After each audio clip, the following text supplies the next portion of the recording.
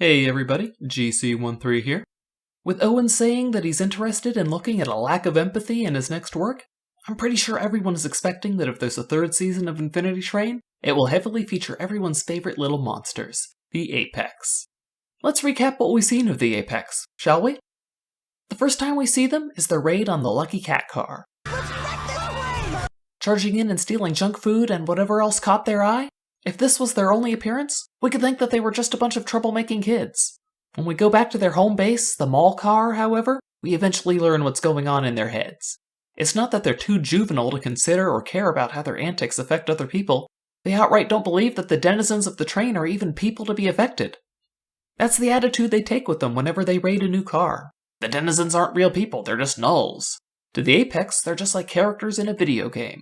They may look like they have feelings, but it's all just a simulation. Just like how a player pays no mind to the civilians they run over in Grand Theft Auto, why shed any tears for the non-entities on the train when there's fun to be had? In fact, just like how sometimes a player will deliberately target civilians in GTA, for the Apex, messing with the nulls seems to be something they find to be fun all on its own. There's one problem though. The denizens aren't nulls, they have feelings just like any human. Just because a denizen is different from an Apex kid, that doesn't make them any less of a person. The Apex run around causing mayhem like they're playing a game, where nothing they do hurts anyone, no matter how many tears they make fall, when they're actually in real life. If you try to tell them it isn't a game though, that those nulls are real people and have feelings, they'll tell you that you're wrong.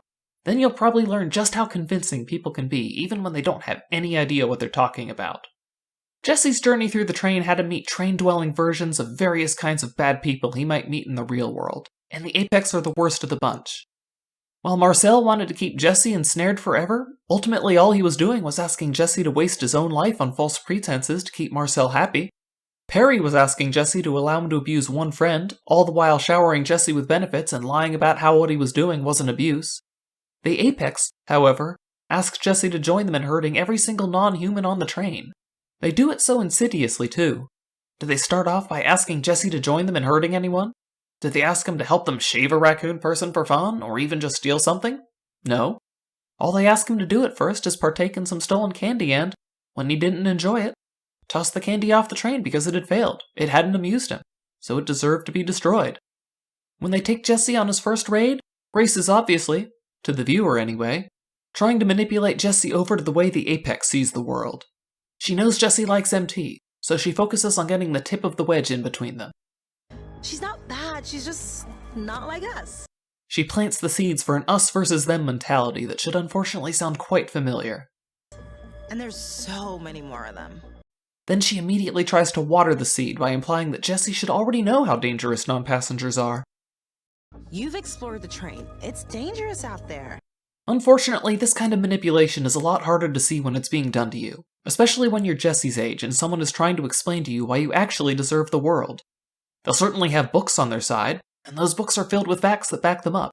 It doesn't matter that the facts are wrong, and the arguments woven from them are fallacious. What matters is how convincing they make it all sound.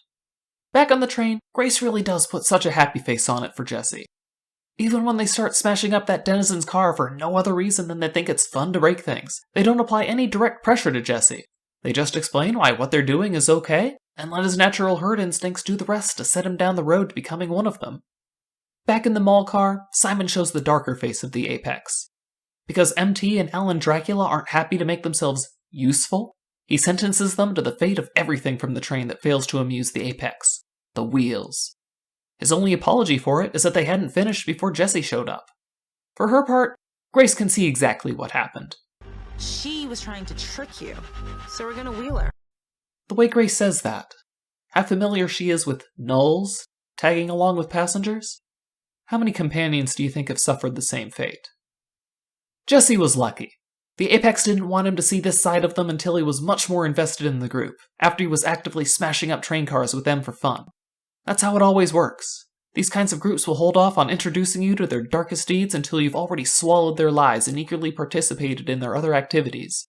No one joins the Apex to throw their companion to the wheels, but if a passenger starts to believe them and make mischief around the train, and then they see someone else's companion leading them astray, it's not some abominable act to them anymore. It's the right thing to do. Just be careful out there. There are so many wonderful people to meet, but far too many people are looking to turn you into a monster. Good night, everybody.